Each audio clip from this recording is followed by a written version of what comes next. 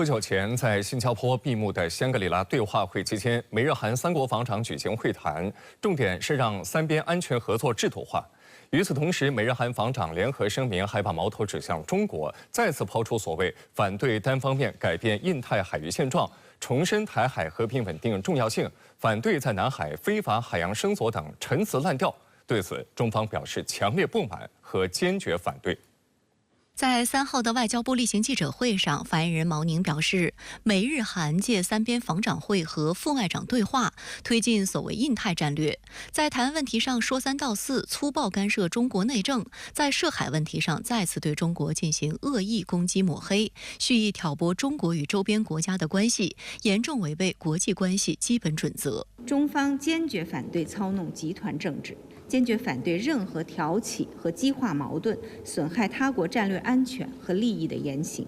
坚决反对在亚太地区搞封闭排他的小圈子。美国国防部长奥斯汀、日本防卫大臣木原忍与韩国国防部长申元实2号在新加坡香格里拉对话会期间召开了部长级会议，这也是自去年6月之后，三国防长首次举行面对面会谈。深圳卫视注意到，美日韩防长在会后发表的联合声明，三方承诺在今年内建立三边安全合作框架，使三边安全合作制度化，包括高层政策磋商、信息共享、三边演习和防务交流合作。此外，三国防长还讨论了今年夏天将举行的三国联合军演。路透社提到，这场代号为自由之刃的美日韩定期联演，实际上是美日2场联合军演的扩展，在此基础上加上韩国是希望打造新的军事同盟。日本朝日新闻称，美国一直致力于加强美日韩合作，早在去年8月的美日韩戴维营峰会上，三国领导人就围绕定期举行联合训练达成一致。今年1月，美国继续攒局，邀请日韩举行首次三国印太对话，向美日韩合作进一步制度化迈进。对于美日韩加紧推进安全合作制度化，日本时报分析认为，主要是出于对特朗普可能在今年11月再度当选美国总统的担忧，这可能导致美国对亚太地区的承诺降低。日韩希望与美国尽快达成协议，建立难以走回头路的合作机制。日本呢，它是一直希望实现正常国家化，它谋求利用地区紧张局势为其强军克武政策铺路。而韩国方面呢，出身保守阵营的尹锡悦政府，他对美西方价值观的这样一个盲目的崇拜，同时呢，它也存在着希望借助和利用美西方阵营的认可和支持，来达到提升自身国家的这样一个国际地位的这样考量，其实就是想借美国这艘大船来实现它是全球中枢国家的这样一个目标。值得注意的是，为了给美日韩安全合作铺路，日韩防长当天先行举行双边会谈，就旨在防止舰机矛盾重演的对策达成一致，并商定促进两国防务部门之间的对话交流。日韩舰机矛盾发生在2018年12月，当时日本海上自卫队 P1 巡逻机抵近正在韩国东海对朝鲜遇险渔船进行盘查的韩国海军广开土大王号驱逐舰，日方指责韩舰用火控雷达照射日机，韩方反驳称韩舰根本没有照射雷达，日机却抵近韩舰制造威胁。之后，日韩双方各执己见，导致两国防务部门之间的交流陷入僵局。根据日本媒体的报道，为了扫除日韩军事合作的这颗绊脚石，日本方面在近1年的谈判中做出让步。日本读卖新闻透露，在日韩谈判的最终局面中，成为争论焦点的是日本自卫队旗帜问题。日方悬挂的旭日旗与2战时日本军旗很相似，一直遭到韩国舆论的强烈抨击，多次引发舆论风暴。这一次，日方强硬要求韩国认可旭日旗，但韩国方面态度同样强硬地表示，如果非要悬挂，那么协议就谈不成。最终日本妥协，这一内容没有出现在最终文本中。这实际上是在对这一遗留问题的一个回顾性的处理，同时也表明呢，未来两国在军事安全合作方面会更进一步。它可以说是为接下来促进美日韩三边的军事安全合作呢扫清了一个障碍。观察认为，美日韩三边安全合作制度化带来的直接后果是亚太整体安全架构的联盟化、集团化。截至目前，美国已经在亚太地区打造了不少小三边、小四边。除了美日韩，还有美英澳奥库斯军事联盟、美日印澳四边机制等。美国的目的是在形势成熟时，把大量的小多边机制融合成大的多边机制，从而在亚太地区形成一个类似北约的架构。小圈子政治将导致未来的亚太安全局势危机四伏。美国和菲律宾5月初才结束肩并肩联合军演，6月3号又开启陆战队航空支援演习，这已经是美菲今年以来的第4场联合军演。双方共计投入了超过3000人，演习地点之一就包括距离台湾岛近200公里的菲律宾巴丹群岛。此外，美国海军还高调宣布 MQ-9A 死神无人机已经部署到了菲律宾西南部的巴拉望群岛。3号，美菲陆战队航空支援行动举行开幕式，将持续到6月21号。据菲律宾 ABS-CBN 新闻台报道，该演习为美菲之间年度例行军演，今年的参演规模创新高，双方共派出3175名人员参与，其中包括2200名美国陆战队、陆军特种部队和空军，以及975名菲律宾陆战队预备役人员、空军、海岸防卫队和海军航空大队等。据悉，演习将进行沿海实弹射击、海上关键地形保卫作战、前方弹药燃料补给点作战、高机动性多管火箭系统主题专家交流等活动。菲方演习指挥官、菲律宾陆战队副司令瑞卡迪欧在开幕式上表示，演习的目的不仅是要提升美菲联合战备力，同时也是对那些想要挑战我们地区安宁者的威慑。所以你可以看到，近年美军跟菲律宾的这个部队，海军、陆军、空军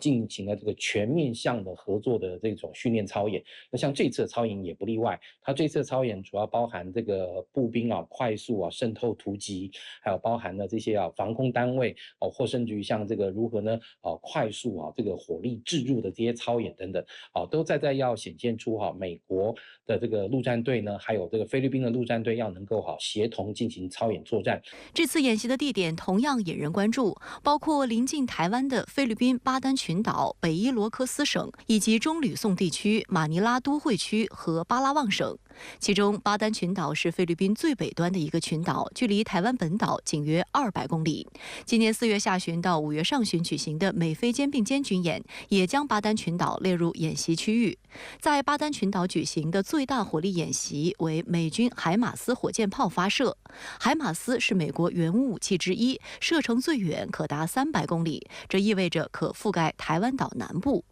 巴丹群岛地处战略要地，其北侧是巴士海峡。去年4月，美菲在吕宋岛举行的联合军演期间，部分科目就选在这里举行。当时暴露出的问题是当地基础设施较差。法新社其后报道称，菲方去年8月寻求美方帮助在这里建设一个新港口。今年2月，菲国防部确认了增强巴丹群岛军力部署的计划。预计未来巴丹群岛在美菲联合军演中的分量将进一步加重，可部署远程导弹和无人机基地等设施。外界注意到，马克思上任以来，与美军的联合演习强度和频率都大大增加。尤其值得警惕的是，菲方还接受了美方的一些敏感武器部署。据美国防务新闻网站报道，美军借4月底的美菲肩并肩2024演习之机，在菲律宾部署了中程导弹系统。这是冷战结束以来美方首次在海外和亚太地区部署中导，也是美方2019年退出中导条约后首次部署此类武器。中方对此强烈反对。国防部长董军2号就在新加坡相会全体会议演讲中表示，有个别国家在外部势力的煽动下毁弃双边的约定，违背自身的承诺，有预谋地挑起事端，制造假象，误导视听，甚至不顾地区国家的整体利益，违反东盟宪章精神，配合外部势力在本地区部署中程导弹。中国对在南海的侵权挑衅行为保持克制，但这是有限的。另据美国海军研究协会新闻网6月3号所披露的信息，美国海军陆战队第1远征军证实，应马尼拉的要求，美军 MQ-9A 死神无人机目前正在菲律宾空军基地轮流执行任务，以支持美国印太司令部与非武装部队之间的情报共享工作。深圳卫视注意到，上个月 MQ-9A 无人机在美菲肩并肩2024联合军演期间，就为美菲联合击沉一艘假想敌船舶提供信号引导支持。MQ-9A 死神察打一体无人机作战半径1852公里，飞行高度可达1.5万米，滞空时长14小时，可挂载4枚 AGM-114地狱火导弹加2枚 GBU-12宝石路激光制导炸弹或2枚 GBU-38联合直接攻击弹药，可在监视侦察目标的同时执行打击任务。那对于美国来讲，在这个地方用轮替进驻无人机的方式，可以弥补菲律宾军方相对在这些方面的这个训练不足以及器材的这样一个缺乏，让美军可以在菲律宾的西侧建立一个24小时不间断的这样一个监测网。来关注俄乌。美国白宫近日确认，美国副总统哈里斯将与总统国家安全事务助理沙利文于6月15号前往瑞士参加有关乌克兰问题的和平峰会。这意味着美国总统拜登将不会参会。不过另一方面，美西方仍然在拱火俄乌冲突。不仅美方允许乌方用美武器有限打击俄本土，荷兰更是放纵乌方通过其输送的F-16战机越境打击俄罗斯境内的所有目标。美国白宫3号发布声明表示，和平峰会期间，总统拜登按照计划出席由演员乔治·克鲁尼和茱莉亚·罗伯茨在洛杉矶举办的竞选筹款活动。对此，美国彭博社评论称，被泽连斯基视为最重要盟友的拜登，宁愿与好莱坞明星聚会，也不愿在欧洲出席完7国集团峰会之后，顺路前往近在咫尺的瑞士参加和平峰会。实际上，乌克兰总统泽连斯基近期多次隔空喊话拜登，希望他出席。泽连斯基还说，如果拜登不出席这场活动，将不是明智决定，而俄罗斯总统普京将会为此起立鼓掌。英国广播公司认为，拜登缺席和平峰会对乌克兰来说是一个巨大的打击，因为目前前线的形势不容乐观。我们看到，美国在这方面还是有所保留的。其实最主要的是考虑到国内的政治因素和避免对这个我们说，这个冲突双方的一个进一步的刺激。近期，泽连斯基在全球各地开展穿梭外交，希望获得更多的援助的同时，也游说更多国家参加瑞士举办的和平峰会。但这场峰会并未邀请俄罗斯参加，外界认为这意味着会议不可能达成任何实质性的成果。据主办方瑞士公布，发布了约160份邀请，有约70个国家同意出席，但泽连斯基宣称，同意参加的国家已经接近100个。观察认为，这其中的数据差可能是部分国家仅为口头确认，并未正式书面确认，因此还存在变数。战事方面，俄罗斯国防部通报称，过去24小时内，俄军在不同战线巩固战术地位，击退乌方多次进攻。俄军防空系统拦截多枚火箭弹，击落多架无人机和1架战机。乌克兰武装部队总参谋部也发布战报信息称，当天前线地区共发生了137次交战，乌军在多个方向上击退俄军多次进攻。据俄罗斯媒体报道，俄罗斯外交官、维也纳军事安全与军控问题谈判俄罗斯代表团团长康斯坦丁·加夫里洛夫表示，根据俄方掌握的信息，在乌克兰境内共有92个破坏侦察小组在活动，其中14个是美国的。五角大楼在其公开材料中也证实了这些信息。加夫里洛夫说，这意味着有美方军事人员或者作为雇佣兵，或者作为教官，实际上正在策划针对俄罗斯的恐怖行动。6月2号，美白宫官员科比回应美方允许乌克兰用其武器袭击俄罗斯境内的问题称，拜登已经了解行动的后果，美方批准的行动仅限于哈尔科夫地区，且乌方可打击的目标和范围受限。科比表示，拜登总统不希望在乌克兰问题上与俄罗斯的对峙引发全球战争。然而，在拱火俄乌冲突方面，荷兰似乎走得更远。该国国防大臣奥隆格伦3号在新加坡接受美国媒体采访时称，荷兰允许乌克兰通过其输送的 F-16战机越境打击俄罗斯境内目标。对于这批战机，荷兰不会对乌克兰使用这些武器的方式做出限制，包括自主选择军事目标。不过，北约各成员国对战机使用限制的观点并不一致。比利时首相德克罗于5月28号表示，比利时向乌克兰提供的所有武器装备，包括 F-16战机在内，只能在乌克兰境内使用。而丹麦外交大臣拉斯穆森则于5月30号称，如果乌方使用 F-16战机越境打击俄罗斯境内目标，也符合战争规则。另据保加利亚国家电视台3号报道，保加利亚总统鲁门拉德夫当天表示，一些西方国家允许乌方使用外援武器打击俄境内目标，乌克兰局势正变得不可控。匈牙利总理欧尔班日前也表示，北约介入的风险就在一步之遥。欧尔班还强调，欧洲需要证明自己的战略利益是什么，并要求停火。欧洲民众想要和平，而不是战争。来关注岛内，赖清德上任已经满2周呢，岛内舆论纷纷给他打差评，委员认为他的表现比蔡英文还差。而更令人不解的是，民进党当局在岛内当家还闹事，立法机构改革法案对抗愈演愈烈。台湾联合报3号刊文对赖清德上任2周来的表现进行小结，指出其口碑令人大跌眼镜。国民党籍民代赖世宝2号表示，赖清德当选至今已近5个月，早该做好充分准备，一上任便应有所表现。但从目前岛内外情况来看，岛内政坛对立严重，两岸关系陡然紧张，但赖清德却忙着选边站，丝毫不顾大局。从格局和能力上看，他的表现比蔡英文还差。赖清德5月20号发表演说后，大陆采取了一系列反制措施，包括解放军围台岛的联合利剑 2024A 演习，商务部终止 ECFA 下134种商品对台关税减让等，并强调有关责任完全在民进党当局。民众党籍民代林国成质疑是赖清德的逞口舌之快，招致了不必要的损失，但赖清德政府迄今没有任何的交代，仍然只会耍嘴皮。所以我跟你讲哦，这台湾真的不要太天真了，你不要这个政治对抗上纲，那他对美国都可以这样了，对你台湾不能这样吗？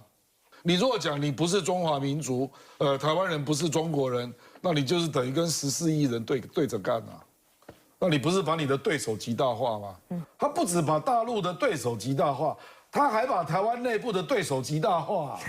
怎么会有你这种天才？值得警惕的是，赖清德仍在加紧与外部势力勾连。据台媒报道，27家美国国防承包商组成的代表团3号窜台，6号将出席台美防务产业论坛，但全程保密。据知情人士透露，美国军火商在台期间将就无人机、军工产业等进行摸底，赖清德也将与之见面。据悉，美国太平洋陆战队前司令鲁德也将出席有关活动。台媒报道称，去年窜台的美国军火商有25家，今年多了2家，这与美方加大对台军售力度有关。据悉，这些窜台的美国军火商大部分都被大陆有关部门依法制裁，如洛克希德马丁、雷神、贝仪系统等，也有一些尚未列入大陆制裁名单的企业，例如无人载具军备制造商 Martech 公司。除此之外，美国会众议院4号还提出一项预算法案，包括向台湾地区提供5亿美元的军事融资，以及20亿美元的贷款和担保，